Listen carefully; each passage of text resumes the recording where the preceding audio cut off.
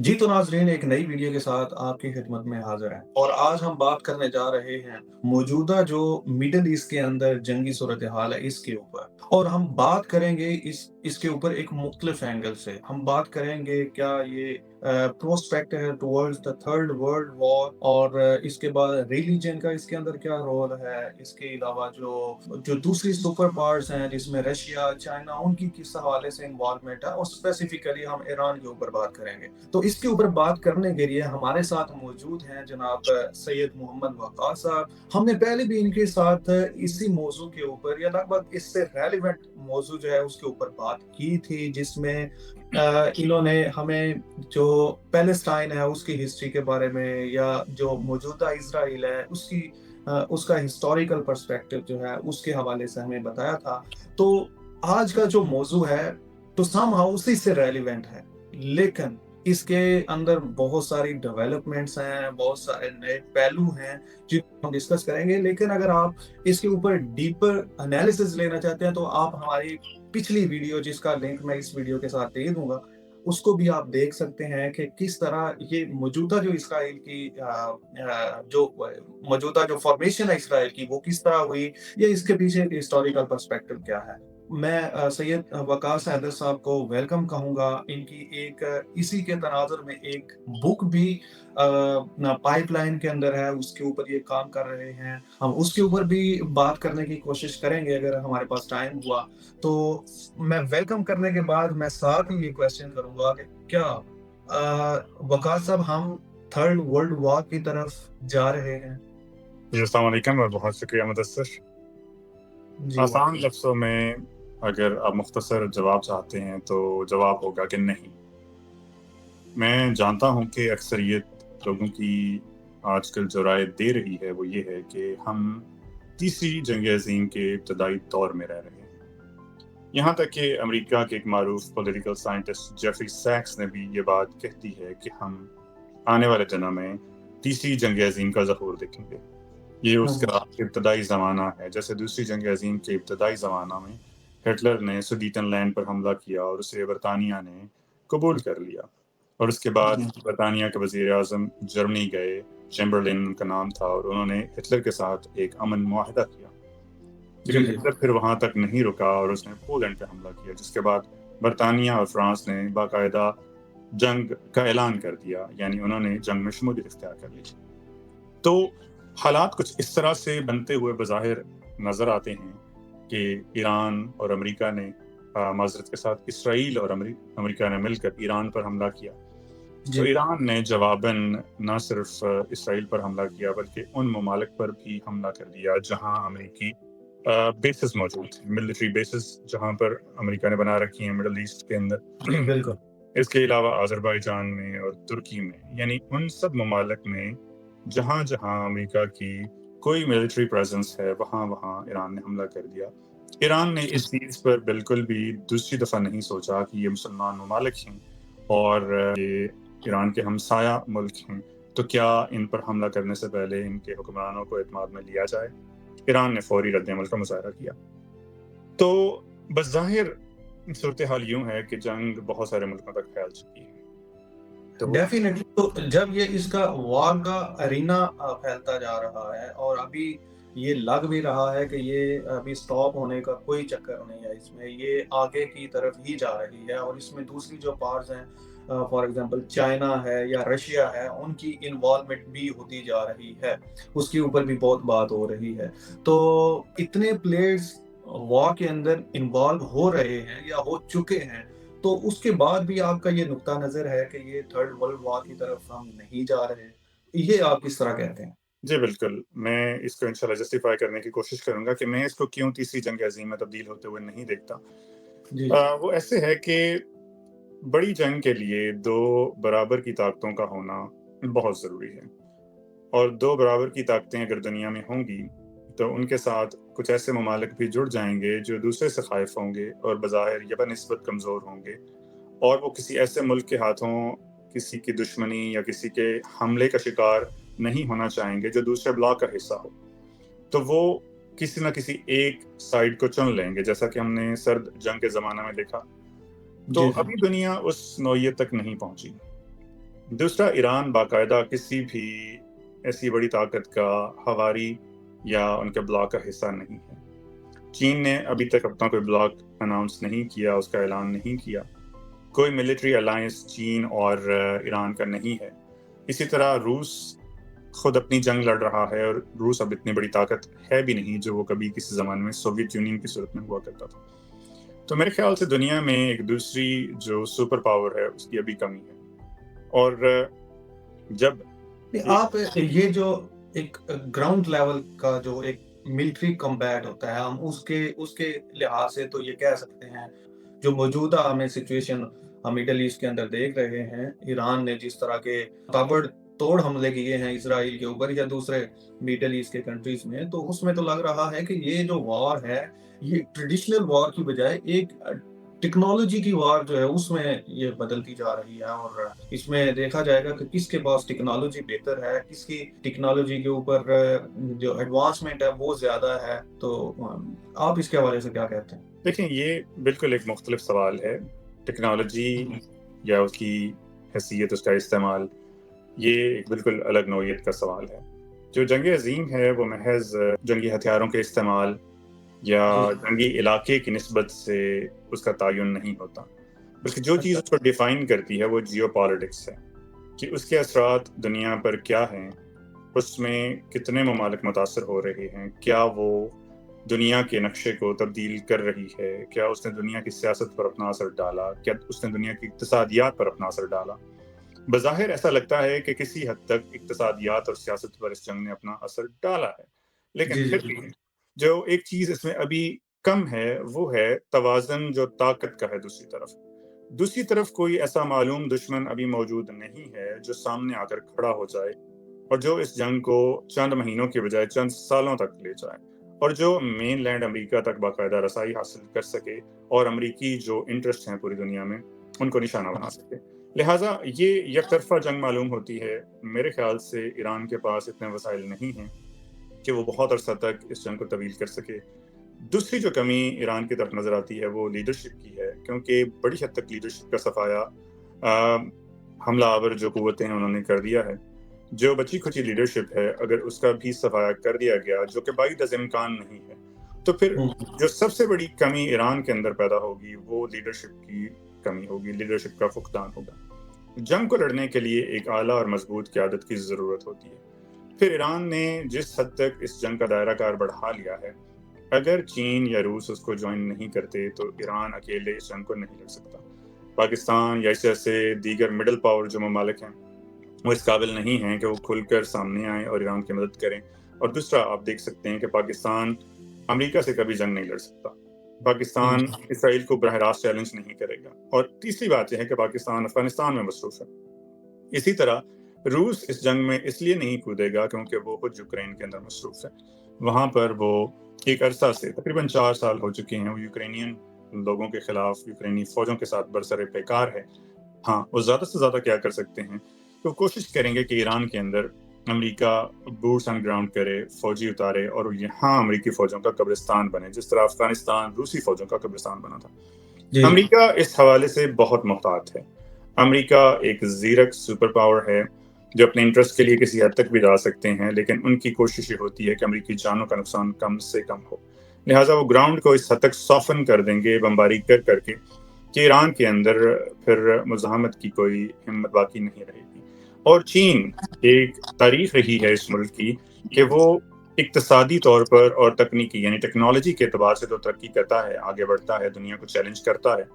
Jio politics میں وہ اپنی اہمیت ان 2 چیزوں کے ذریعے وہ ایکسرسائز کرتا ہے، لیکن ملیٹریلی اس نے براہ راست کہیں انگیجمنٹ نہیں کی، نہ ہی اس نے انٹرونشن کی ہے۔ ابھی اس چین کے ظہور میں شاید 10 سال کا وقت ہے۔ چینی اسلحہ بالکل سامنے آ چکا ہے۔ آپ نے پچھلے سال پاکستان اور بھارت کی جنگ میں دیکھا، بہت کارگر مؤثر اسلحہ ہے، دنیا اس کو لے رہی ہے، لیکن کیا چین براہ راست امریکہ کو چیلنج کر کے کسی جگہ پر انٹروین کرے گا؟ اس میں شاید ابھی وقت ہے۔ تو میں نہیں سمجھتا کہ طاقت کے دوسرے پلڑے میں کسی بڑی طاقت کی عدم موجودگی کی وجہ سے یہ جنگ کسی تیسری جنگ عظیم میں بدل جائے۔ شاید ابھی اس جنگ کے ظہور میں یا آنے میں بہت سارا وقت باقی ہے۔ تو پھر امریکہ اور اسرائیل کا ان کرنٹ سچویشن موٹیو کیا ہے؟ کیا صرف رجیم چینج کرنا موٹیو ہے یا ان لارجر سینس اس کا کوئی ریلیجیس پرسپیکٹو بھی ہے؟ دیکھیے اس کے دو پرسپیکٹو ہیں. نہ رجیم چینج کرنا پرسپیکٹو میں ہے، یا اگر ہے بھی تو یہ الٹیمیٹ مقصد ہے، اور نہ ہی اپنا اثر و رسوخ قائم کرنا امریکیوں کو یا اسرائیلیوں کو اس کی کوئی ضرورت ہے. ایران ایک ایسا ملک ہے جس کی ان کی جیو پالیٹکس کے اندر کوئی اہمیت نہیں ہے. امریکہ اس میں مستفید ہوگا جس چیز سے وہ ہے تیل. وینزویلا دنیا میں تیل کے ذخائر کے اعتبار سے تیل کے ذخائر کا حامل سب سے بڑا ملک ہے. 300 بلین بیرل سے زیادہ اس کے پاس تیل ہے. ایران کے پاس 260 بلین بیرلز کے قریب تیل ہے، جو کہ دنیا میں تیسرے نمبر پر آتا ہے. دوسرے نمبر پر سعودی عرب ہے. یہ امریکہ کا مستقبل اس کی ضمانت دے سکتا ہے، محفوظ بنا سکتا ہے. اس کے بعد جہاں تک اسرائیل کی بات ہے تو اس کے دو مقاصد ہو سکتے ہیں. ایک یہ کہ ایک ایسا ملک جو براہ راست اسرائیل کی ایگزسٹنس، اس کے وجود کو تھریٹ لگاتا رہتا ہے، دھمکی دیتا رہتا ہے، جو اس وقت عربوں کو زیر کرنے کے بعد اسرائیل کے لیے سب سے بڑا خطرہ ہے، جس نے اپنی پراکسیز چھوڑ رکھی ہیں، اس کو زیر کرنا، اس کو زیر نگین کرنا، اس کو اپنے ہاتھوں کے نیچے لے کر آنا. اور دوسرا اسرائیل کا جو مذہبی مقصد ہے وہ آپ کے علم میں ہے کہ وہ چاہتے ہیں گریٹر اسرائیل کی تخلیق ہو. نہر فرات سے یا دریائے فرات سے دریائے نیل تک اس کی سرحدیں ہوں. اور اس پورے عمل میں اگر کوئی رکاوٹ اس وقت ملک ہے تو ایران ہے. لہٰذا اس کانٹے کو وہ نکالنا چاہتے ہیں. تو کیا آپ کیا یہ کہتے ہیں کہ کیا یہ جو موجودہ سچویشن چل رہی ہے اس میں یہ جو اسرائیل ہے یا یہود ہیں ان کے لیے اس میں فتح ہوگی یا یہ ایران کی اس میں فتح ہوگی؟ اگر یہ اسرائیل کی فتح ہوگی تو کیا وہ جو تیسرا ہیکل ہے اس کو تعمیر کرنے کی طرف جائیں گے؟ اس کے اوپر آپ کیا کہیں گے؟ یہ بڑا دلچسپ سوال ہے. سب سے پہلے تو میں اس کی وضاحت کر دوں کہ یہودی اور اسرائیل یہ اس سے نانمس نہیں ہے. یہ باہم ایک دوسرے کی جگہ پر استعمال نہیں ہو سکتے. یہودیوں کی جو سب سے اس وقت آرتھوڈاکس قسم کا یا سب سے قدامت پرست عقیدے کا مالک فرقہ ہے وہ حریدی یہودی ہیں، حردیم ان کو کہتے ہیں. وہ اسرائیل کے وجود کو تسلیم نہیں کرتے. وہ یہ سمجھتے ہیں کہ یہ ایک زائنسٹ پروجیکٹ ہے جس کو یہودیوں نے اب خدا کے حکم کے بغیر شروع کیا. یہودی تب تک مزاحمت نہیں کر سکتے، تب تک ارض موعودہ کی طرف واپس نہیں جا سکتے اور ہتھیار نہیں اٹھا سکتے جب تک کہ ان کا مسیح موعود ظاہر نہ ہو جائے. یہ ان کا عقیدہ ہے. جبکہ اسرائیل ایک ایسا پروجیکٹ ہے جو زائنزم نے شروع کیا تھا، اور یہ ایک سیاسی یہودیت کی تشکیل تھی. لہٰذا اگر ہم یہ کہیں کہ مسلمان اور یہودی آپس میں مخالف ہیں تو اس کی ہزاروں تشریحات ہو سکتی ہیں، لیکن اس وقت جو جنگ ہے وہ مسلمانوں اور یہودیوں کی نہیں ہے، بلکہ وہ زائنسٹ اسرائیل کی اور ایران کی ہے، ایران کے اسلامی رجیم کی ہے. اس کی مثال اگر آپ سب کانٹیننٹ کے کانٹیکس میں لینا چاہیں تو یوں ہوگا کہ ہم اگر بھارت کے خلاف لڑتے ہیں تو ہم کبھی یہ نہیں کہہ سکتے کہ ہم ہندوؤں کے خلاف لڑ رہے ہیں. اس وقت ہندوتوا کی جو ایڈیالوجی ہے وہ ہندوستان میں رائج ہے، تو ہماری جنگ ہندوتوا کے ساتھ تو ہو سکتی ہے جو کہ ایک خاص قسم کا زائنسٹ قسم کا ہندو پیراڈائم ہے، ریڈیکل پیراڈائم ہے. سارے ہندوز میں فٹ نہیں آتے. تو جب آپ اس چیز کو اسرائیل کے اندر لے جائیں تو وہاں جو زائنسٹ مقاصد ہیں، جو زائنسٹ پروجیکٹ ہے، اس کے اندر یہ چیز پوری طرح سے فٹ آتی ہے کہ ایران کو آپ صفحہ ہستی سے مٹا دیں یا منظر نامے سے آپ اس طرح سے ہٹائیں کہ ایران بھی باقی عربوں کی طرف کا حوالی بن جائے. اور اس کے سامنے ان کا مطمع نظر یقیناً مذہبی ہے. وہ چاہتے ہیں کہ تیسرا ہیکل تعمیر ہو اور اس کے لیے باقاعدہ وہ کہانت کا ایک سلسلہ یعنی پریسٹلی کلاس کو ڈیولپ کریں. اب چونکہ وہاں پر تیسرا ہیکل موجود نہیں ہے، اس لیے جو پریسٹ ہیں، پروہت ہیں، ان کی کوئی باقاعدہ کلاس موجود نہیں ہے. وہ لیوائٹس کی کلاس ہے جس کے اندر سے پیدا کیے جائیں گے، یعنی ان کا ایک قبیلہ ہے جو حضرت ہارون سے منسوب ہے، یعنی ان کی نسبت سے ان کی اولاد پر مشتمل ہے. تو یہ کہانت کا سلسلہ انہی کے اندر ہوگا.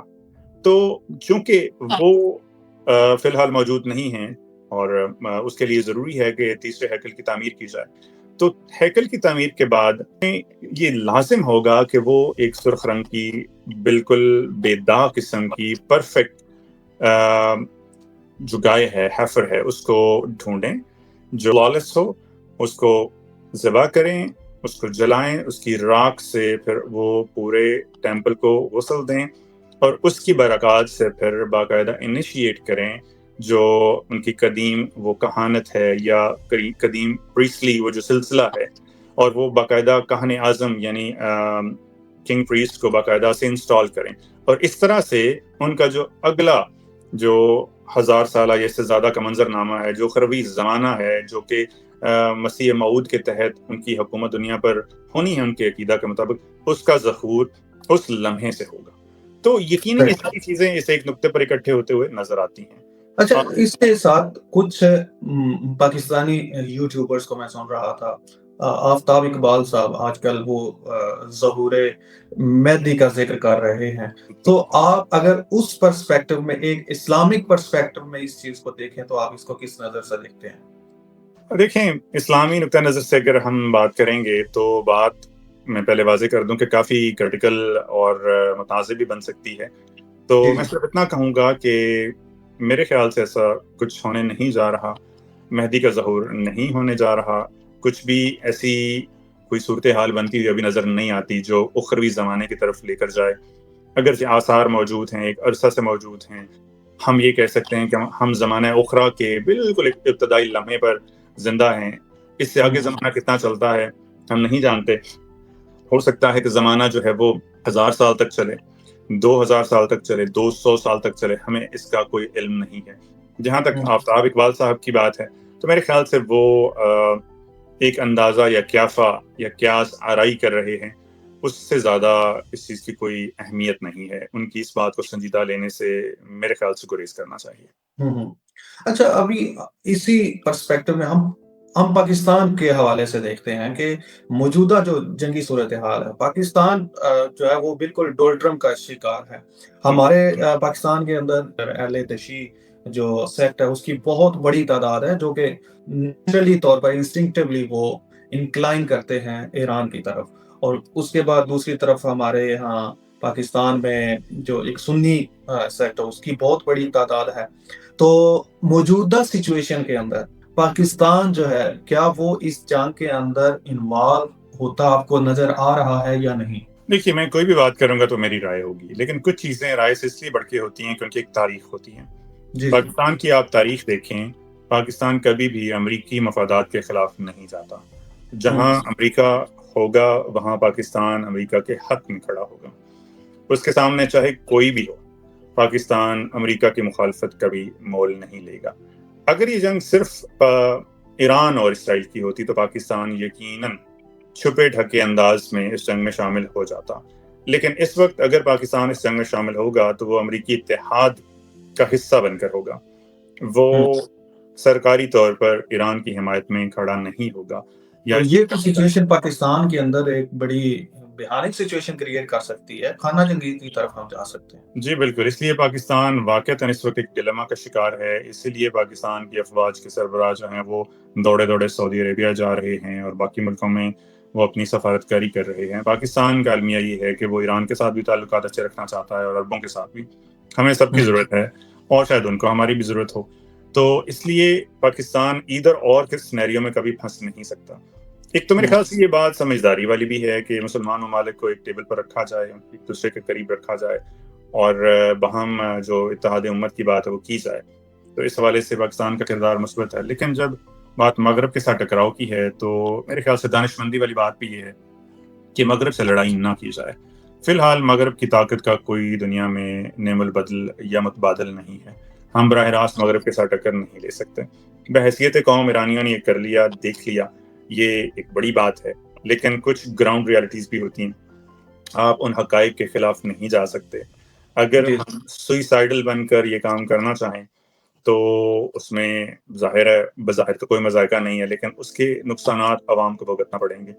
آپ اپنی زندگی میں ہی دیکھ لیجئے کہ مسلمانوں کے لیے حالات کتنے مشکل ہو چکے ہیں۔ آج سے 15-20 سال پہلے یہ حالات ایسے نہیں تھے، 9/11 سے پہلے حالات اور مختلف تھے، تو دن بدن چیزیں مشکل اور بدتر ہوتی جا رہی ہیں۔ اگر ہم حالات کے مطابق سمجھوتا کر کے کچھ عرصہ چلنے کی کوشش کریں تو امریکی امپائر کا زوال جو ہے وہ سیٹ ان ہو چکا ہے. امریکہ اس وقت اپنی 1950-60 کی دہائی والی حیثیت میں نہیں ہے. تو ان قریب شاید آنے والے 50 یا 100 سال میں امریکی سلطنت، اس امپائر، اس امپیریلزم کا خاتمہ ہو جائے اور ایک نئی سپر پاور سامنے آئے جو مسلمانوں کے شاید پرو ہو، ان کی حمایتی، تو حالات بالکل مختلف ہو جائیں. اسی طرح مسلمان ممالک بھی اس عرصہ میں اپنے آپ کو ٹیکنالوجیکلی اور دوسرے اعتبار سے مؤثر بنا سکتے ہیں اور مڈل پاور سے وہ ٹاپ ٹیئر پاور میں جا سکتے ہیں. اور چونکہ دنیا کا مرکز مسلمانوں کے پاس ہے تو جیو پالیٹکس میں ان کا ایک اہم کردار ہو سکتا ہے. اس کی مثال میں آپ کو پاکستان سے دوں گا کہ پاکستان کے پاس کچھ بھی نہیں ہے، لیکن ایک جیو پولیٹیکل جو اس کی جیو اسٹریٹجک امپورٹنس ہے، اس نے پاکستان نے ہمیشہ اس کو کیش کیا ہے. تو اس کے فوائد بھی ہیں اور اس کے نقصانات بھی ہیں. تو میرے خیال سے پاکستان کا اس جنگ میں کوئی مستقبل نہیں. اوکے، اچھا، لاسٹ کوسچن ہے میرا، ٹائم کافی میں نے آپ کا لے لیا ہے. تو میرا جو لاسٹ کوسچن جو ہے آپ سے اسی تناظر میں، وہ یہ ہے کہ آپ کو یہ جنگ کدھر جاتی نظر آ رہی ہے؟ اس کا اینڈ آپ کیا دیکھ رہے ہیں؟ دیکھیں، بہت جلد یہ جنگ ختم ہو جائے گی. ایسا نہیں ہے کہ جنگ بہت لمبے عرصے تک چلے گی، اور اس کی وجہ صرف یہ نہیں ہے کہ ایران سرنگوں ہو جائے گا، یہ ایرانی ہار مان لیں گے. ایرانی شاید ہار نہ مانے، ایران کا نقصان بھی ہو، لیکن جو امریکی صدر ڈونلڈ ٹرمپ ہیں ان کے اندر اتنا اسٹیمنا نہیں ہے کہ وہ کسی بھی چیز کو مستقل مزاجی سے آگے لے کر چل سکیں. تو وہ اس جنگ کو بہت آگے نہیں بڑھائیں گے. ان کا ہاتھ جو ہے زبردستی اس جنگ میں گھسیڑا گیا، ڈالا گیا. نتنیاہو نے ان کے ہاتھ کو کھینچ کر اس کے اندر ڈالنے کی کوشش کی اور وہ مجبور ہوئے، بلیک میل ہوئے. جو بھی وجوہات ہیں، یہ معاملات ہو چکے ہیں. اب کسی طرح سے وہ اس جنگ سے نکلنے کی کوشش کریں گے. عین ممکن ہے کہ امریکہ جو ہے وہ کسی طریقے سے نتنیاہو کو ایرانی میزائلوں کا شکار بھی کروا دے، یا یہ سینیریو بن جائے کہ اگرچہ جیسا کہ آیت اللہ خامنائی اس جنگ میں شہید ہو چکے ہیں تو نتنیاہو بھی کام آ جائیں اور یہ قصہ تمام ہو جائے. یہ جنگ بہت عرصہ نہیں چلے گی، زیادہ سے زیادہ چند ماہ چلے گی. اس کے بعد معاملات ختم ہوں گے اور ایران ٹیبل پر آئے گا، میرے خیال سے، جو میری ڈاٹ کنیکٹنگ یا میرا اندازہ ہے اس کے مطابق. اور جو نیوکلیر پروگرام ایران کے پاس ہے، پہلے ہی وہ میرے خیال سے کسی حد تک بندش کا شکار تھا، اسے بڑی حد تک بند کر دیا جائے گا. ایرانی لیڈرشپ جو ہے وہ اپنے آپ کو ری گروپ کرے گی. معاملات جو ہیں بڑی حد تک ایران میں واضح ہو چکے ہیں. اسلامی رجیم مضبوط ہوگا، کمزور نہیں ہوگا. شاہ کی واپسی کا کوئی امکان نہیں ہے اور چیزیں نارمل ہونا شروع ہو جائیں گی. اور اس دوران پھر جو عرب ممالک کے اور ایران کے تعلقات ہیں ان میں گڑبڑ رہے گی تو پاکستان کی سفارتکاری اور تیز ہوگی، پاکستان کی اہمیت اور بڑھے گی. عربوں کے اندر ایران کا ڈر زیادہ بیٹھ جائے گا. عربوں کی امریکہ سے جو ایک دوستی اور اس پر اعتماد ہے اس میں کمی آئے گی. لہٰذا متبادل جو قوتیں ہیں ان کی طرف عربوں کی توجہ ہوگی اور وہ ان سے اپنی سیکیورٹی گارنٹیز لینے کی کوشش کریں گے. اس میں پاکستان بھی فٹ ہوگا اور پاکستان پہلے ہی کافی اہمیت حاصل کر چکا ہے تو اب اور زیادہ اہمیت بڑھے گی. تو میرے خیال سے اگلا چند ماہ یا سال کا منظرنامہ ہے وہ اس طرح سے بنتا ہوا نظر آ رہا ہے. شاید دنیا کے نقشوں میں کچھ تبدیلی بھی ہو، لیکن یہ وقت بتائے گا. سر، آپ کا بہت شکریہ ٹائم دینے کا. مزید بھی ہم آپ سے گاہے بگاہے آپ کی رائے جو ہے وہ لیتے رہیں گے. اب تک کے لیے اتنا ہی. مزید ویڈیوز کے لیے ہمارے چینل کو سبسکرائب کیجیے. اللہ حافظ.